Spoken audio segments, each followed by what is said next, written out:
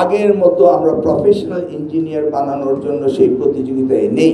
আমরা সেই জায়গাটা যেতে হবে। ডিপ্লোমায় যারা পাস করছেন তাদেরকে আপগ্রেডেড করতে হবে।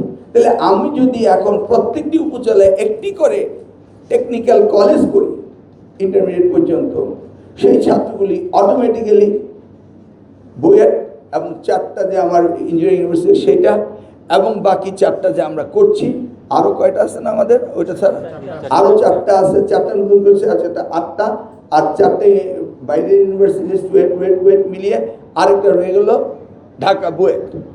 তাহলে 4 4 8 আর 4 12 আর একটা হলো বুয়েট, 13টা। তাহলে এই 13টার মধ্যে ভর্তি হওয়ার জন্য প্রতিযোগিতা করবে সেই টেকনিক্যাল কলেজ প্রত্যেকটি উপজেলা একটা করে করা হচ্ছে। এবং যেগুলি হয়ে গেছে সেখানে ছাত্র নেই। কেন নেই? বিকজ আগের মতো আমরা প্রফেশনাল ইঞ্জিনিয়ার বানানোর জন্য সেই প্রতিযোগিতায় নেই। আমরা সেই জায়গাটা যেতে হবে।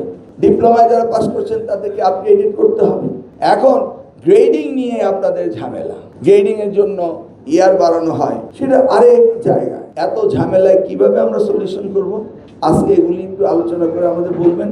ইনশাল্লাহ আমাদের প্রাইভেট এন্টারপ্রেনাররা দেখি টেকনিক্যাল এডুকেশন কোন কোন সেক্টরে কেমন করে, আর যেগুলি পারমিশন নেওয়া পলিটেকনিক ইনস্টিটিউট আছে বিল্ডিংয়ের দোতলায়, রেস্টুরেন্টের 3 তলায়, ল্যাব ছাড়া, বা মনে করেন শরীর চর্চা কলেজ আছে বাংলাদেশে, ন্যাশনাল ইউনিভার্সিটি পারমিশন দিয়েছে প্রিভিয়াস গভর্নমেন্ট, যাদের মাঠেই নেই তারা শরীরচর্চা কলেজ।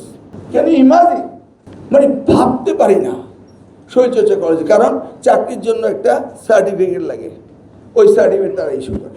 সো দ্যাটস হাউ আমাদের দেশ চলে আসছে, কিন্তু আগামী দিনে চলবে না। দ্যাট উই ক্যান সে, চলে আসছে, যা গেছে গেছে, এটা নিয়ে কথা বলার দরকার নেই, কিন্তু আগামী দিনে তা চলতে দেওয়া হবে না। আমরা সকলেই মিলে নতুনভাবে করব। আপনারা সকলেই সেক্টর এক্সপার্টিস্ট, অথবা আপনারা সকলেই মিলে আমাকে সুন্দর একটা রিকমেন্ডেশন দেবেন। মনে আছে তো কী কী বলেছি? প্রত্যেকটা পয়েন্টে আমাদেরকে আপনাদের রিকমেন্ডেশন দেবেন। এই ড্যাফোডিল যে আয়োজনটা করেছে, এই আয়োজনটা আমার করার কথা ছিল। আমি সভাপতি সাহেবকে বলেছিলাম যে আমি আমার কনফারেন্স রুমে একদিন ডাকবো, কিন্তু এত লোককে আমার কনফারেন্স রুমে ডাকা সম্ভব ছিল না। এত বিশেষজ্ঞ, এত জ্ঞানীগুণী লোক যেটা ড্যাফোডিল অর্গানাইজ করেছে। অতএব আমার যে প্রশ্নগুলো আছে, এই প্রশ্নগুলি উত্তরগুলি যদি আমি পেয়ে যাই, তাহলে আমার ইমপ্লিমেন্টেশনের সুবিধা হবে। তাহলে আর মিডিয়ার সামনে আমাকে ফেস করতে হবে না, আপনি এটা করলেন কেন, পরের দিনে ফেসবুকে এক শিক্ষক বলে দিবে, আন্দোলনে নেমে যাব, বুঝলেন তো? আর কত যে ট্রিক্স আছে।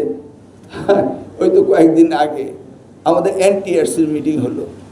এনটিআরসির মিটিংয়ের মধ্যে রেজুলেশন হলো যে আমরা যেহেতু এনটিআরসি ৭৭,০০০ শিক্ষককে অ্যাপয়েন্টমেন্ট দিতে পারে না, অতএব এগুলি আমরা ম্যানেজমেন্ট কমিটিতে সার্টিফিকেট দিয়ে ছেড়ে দিই।